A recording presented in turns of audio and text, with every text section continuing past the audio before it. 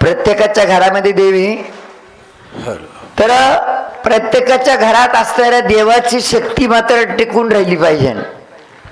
आता काही बऱ्याच जणांच्या घरामध्ये फक्त देवाची, म्हणजे फक्त दिसायला देवे, पण देवाची शक्ती नाही. देवाची शक्ती नाही, दिसायला कान आहे, तो काय काय ऐकू येत नाही. मग तुम्ही तर कान आहे तरी ऐकाय, कान आहे पण ऐकण्याची शक्ती नाही दादा. नुसतं दिसायला कानला काय करते, देवाला दिसायला काय करते, पण देवाची शक्ती नाही ना. मग देवाची शक्ती टिकून राहावा त्याच्याकरता फक्त आज तुम्हाला नैवेद्याबद्दल मात्र माहिती सांगून त्यांचं मौन सोडून बाकीचे मात्र अनुभव ऐकून लगेच महाआरती होईल. मग देवाची शक्ती टिकवण्यासाठी, देवाची शक्ती टिकून राहण्याकरता घरामध्ये नैवेद्य देत जा. तुम्हाला माहिती आहे पाहुणा आपल्याकडे केव्हा येतो, पाहुणा आपल्याकडे केव्हा येतो, जेव्हा त्याचा आदर आपल्याकडे होईल तेव्हा पाहुणा येतो.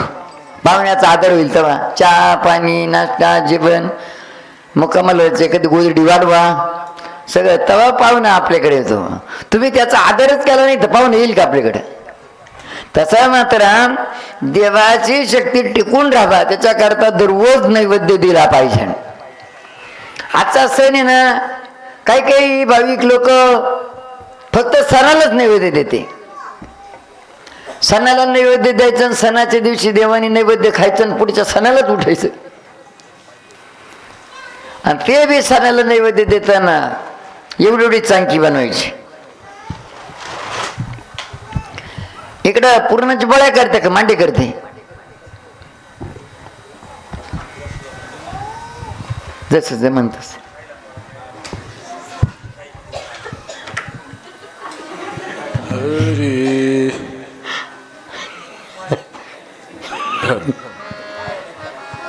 आपल्याला मोठा मांडा आणि देवाला एवढी चांकी, हा त्या चांकीतही पुरण नाही.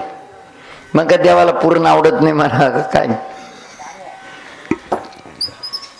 आपली पोळी बनवायला वेळ मिळतो, देवाचा नैवेद्य बनवायला वेळ मिळत नाही. एवढं एवढं चांक्या केला का झाला नैवेद्य. एक कुरडीचा माकुडा, एक भाज्याचा तुकडा, ती पोळी बुडवायची, ती अशी नाही करायची, अशी ठेवायची, झाला नैवेद्य देवाचा.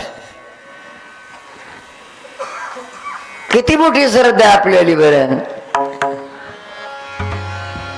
देवावरती. म्हणून देवाला नैवेद्य देताना नैवेद्य कसा द्या तर जेणेकरून तुम्हाला वर्षभरात अनुभव येईल का देवाच्या शक्तीचा अनुभव. तुम्ही घरातून बाहेर जाताना घरातल्या देवस्थानी सांगून जाणार आहे चांगल्या पद्धतीचं यश येऊ दे.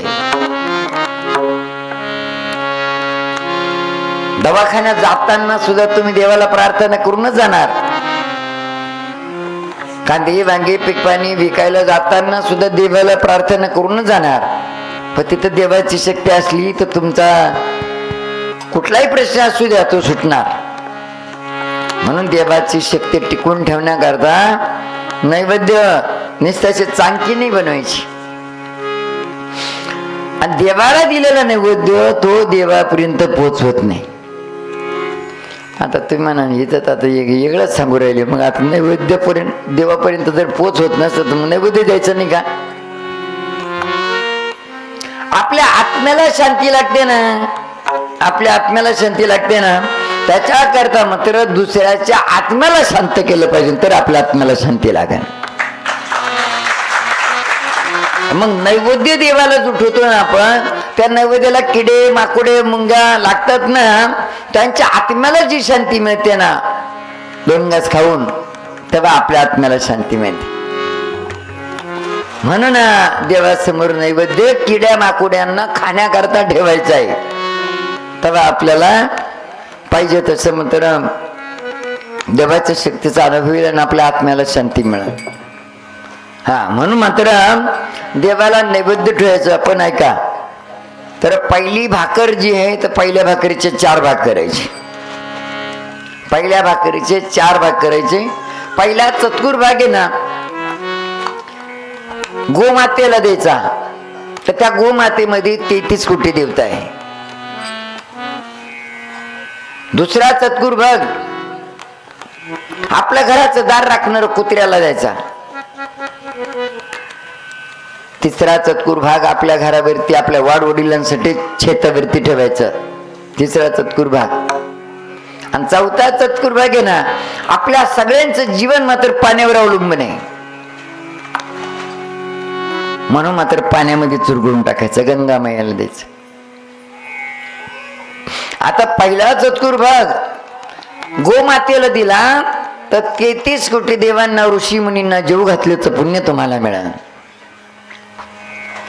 आणि दुसरा चतकुर भाग कुत्र्याला जर दिला ना, तुम्ही कुत्र्याला पण कुत्र म्हणून कुत्र नाही, आणि कुत्रच असतं तर दत्तगुरूंना जवळ ठेवलं नसतं, आणि कुत्रच असतं खंडोबाने कुत्र्याला जवळ ठेवलं नसतं, आणि बाळूमामाने कुत्र्याला जवळ ठेवलं ना. कुत्र्यामध्ये अशी एक शक्ती आहे, टाना टणा करणे, कवटा भूत प्रेत हे कुत्र्याला दिसतं. तुम्ही अनुभव घ्या. रात्रीच्या वेळेस मात्र ती भुकत राहत, आणि आपण मोठी बॅटरी लावून पाहतो तरी आपल्याला दिसत नाही, ती भुकतच. आणि जेव्हा झोप मोडते आपली ना, तेव्हा आपण दात ओढावळे, तुमचं याला काय दिसत काय माहिती, तू गपची झोप ना, त्याला जे दिसत ते तुला दिसत नाही, तू काला टेन्शन घेतो, नेमकं कर दे ना त्याचं काम त्याला. घरातली मांजर जी आहे ना, मांजरीला पण मात्र आसुरी शक्ती दिसते. मांजर आतलं संरक्षण करते आणि कुत्र बाहेरचं संरक्षण करते. या दोन्ही ज्या म्हणजे मांजर आणि कुत्रा या जे दोन्ही प्राणी जे आहे ना, हे आपल्या घरातल्या सुख शांतीसाठी महत्वाचे. पण आपल्याला हे मात्र कळतच नाही, आपण हा आदर करत नाही, म्हणून परेशानीमध्ये. तुम्ही पहा, तुमचं घर राखायला जर एखादा सिक्युरिटी ठेवा, त्याला शेळी भाकर द्या, घराचं दार सोडून देईन ते. पण आपल्या घरामध्ये जळली का भाकर ते कुत्र्याला, कोडी मोडी आली ना ती कुत्र्या म्हणजे पाहुणं नाव ठेवायला नको. शेळी पाकी कुत्र्याला, कारण की शेळी पाकी बी आपल्या घरातलं कोणी खात नाही, ती कुत्र्याला जळाली विळाली तर घरातलं कोणी खात नाही, पाहुणं नाव ठेवीन, त्याच्यापेक्षा ती कुत्र्याला. कोडी मोडी झाली बा, भाकर टाकली, पाणी चोळायच्या ऐवजी नेमकं दुसरंच काहीतरी, फोन बिन आला, गेली भाकर, ते पाणी चोळायचं, गेली कोडी. एकदा पाणी चोळायचं, पाणी चोळलं तेवढ्यात फोन आला, ती लवकर उलटली नाही ना, गेली कोडी मोडी होऊन. तुम्हाला कसं काय माहिती, आम्ही भाकरी करायचं शिकले सगळं म्हणून मांजरीला मत पाळा आणि मांजरीला दूध पाजा. आता तुम्ही मांजर पाळते, पण ती उंदर धरायला पाळते. कोणी दूधच पाहिजे, ते म्हणते खाईल उंदर, ती बी विचार करते, माळ घालून घेते. ती म्हणते मी उंदर खाणार नाही, मग फोडू द्या उंदराला पोतडे, कतूर द्या तुमचे कपडे कुपडे. ती म्हणते आता मी माळच घालून घेते.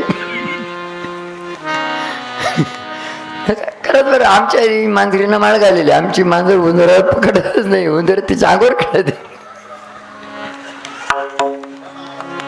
म्हणून घराचं संरक्षण करतात कुत्रा पाहिजे. कुत्र्याला दुसऱ्या नंबरचा चतकुर भाग टाका, आणि मांजरीला मात्र पाळा. मांजर सुद्धा घराच्या आतलं संरक्षण करते. ज्याच्या घरात मांजर आहे, मांजरीचा आदर आहे ना, त्याच्या घरात पेडा नाही. ज्याच्या घराच्या समोर कुत्रा आहे ना, त्याच्या घराच्या परिसरात मात्र कांदे वांगी असेल, म्हणजे खळदळ करतो का नाही आपण, म्हणलं रात्री बेरात्री कवा खांडता येईना आपल्याला, घराच्या समोर आणून टाका, तिथं सुद्धा मात्र त्याला बरकत येईल. ते चांगलं मात्र भावळ म्हणून त्याला मापालाही वजनालाही भरेल ती, म्हणून मात्र कुत्र पाळा. आणि दुसऱ्या नंबरचा चतकुर भाग कुत्र्याला टाका. तिसऱ्या नंबरचा चतकुर भाग, आपल्या वाडवडिलांनी आपल्यासाठी खूप काही केलं. एखाद्या तुम्हाला सगळ्यांना माहिती आहे ना, एखादं झाड लावताना अशाच ठिकाणी झाड लावा, तर ते झाड मात्र उन्हाळ्यामध्ये तर नाही राहणार बा, पण कदाचित शेतातली काळी माती आणून खड्डा करून काळी माती खड्ड्यात टाकली तर काळी मातीवर लावलं तर ते झाड राहील.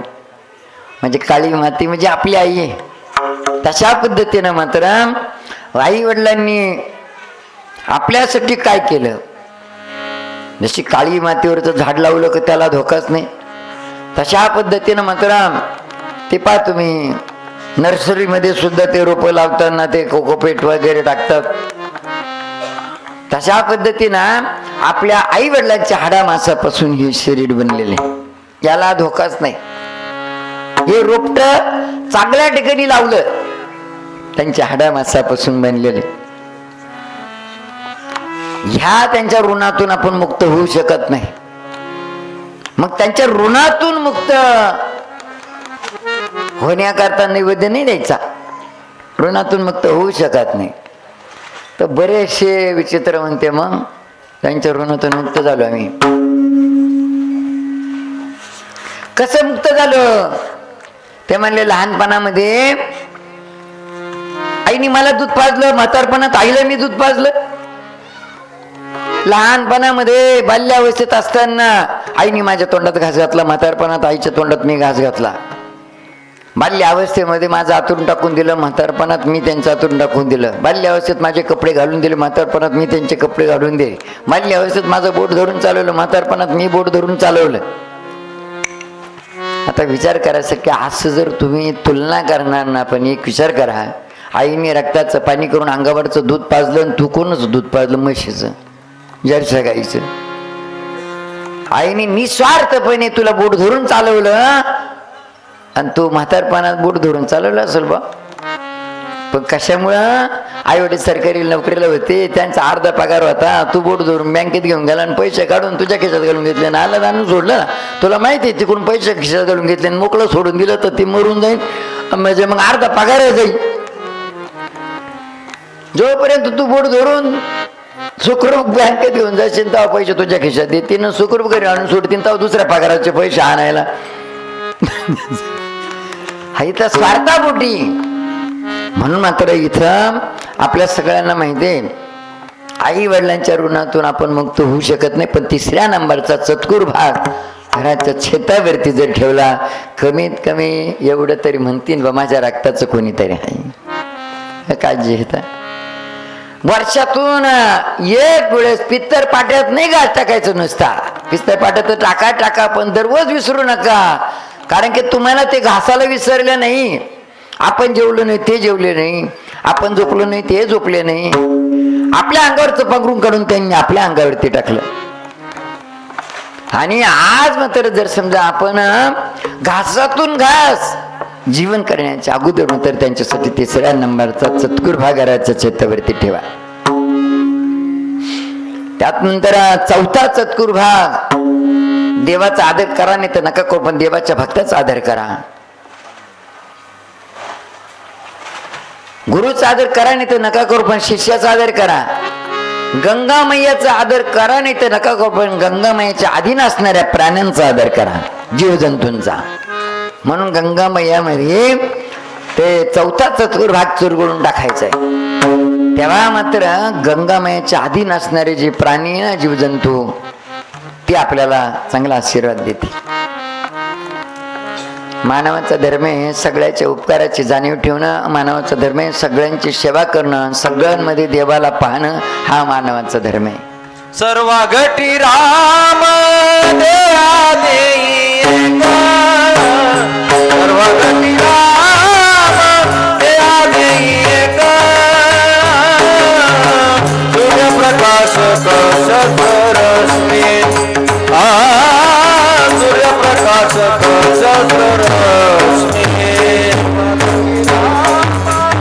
देवा देई, सर्व घटी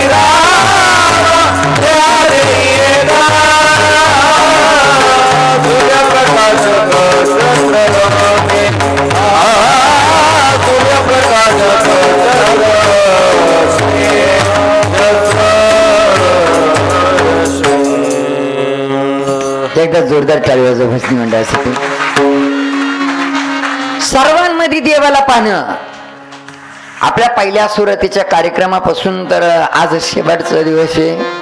आतापर्यंत तुम्हाला काय सांगितलं, तुझं आहे तुझं पशी परी तुझ्या गाजकराची. एखादी वस्तू आपल्या उपयोगाची नसली तरी ते कोणाच्या तरी उपयोगाची आहे, म्हणजे त्याच्यामध्ये परमेश्वर आहे. अहो, दात कोडायची काडी सुद्धा परमेश्वराचं स्वरूप आहे. आपण जेवण केलं आणि एखाद्या दिवस मात्र भाजीचं जेवण असावा आणि दातामध्ये घाण अडकावं, एकदम बेचैन होऊन जावं. आपल्याला ती घाण काढल्याशिवाय मात्र शांतता मिळणार नाही. पण आपण काड्या शोधतो, काड्या मिळतात, पण दात कोरायसारख्या नाही ना. मग एकदा म्हणते ना, 2-3 तासानंतर काडी सापडली, दात कोरली, काडी दातातली घाण निघली, एकदम शांत वाटतं.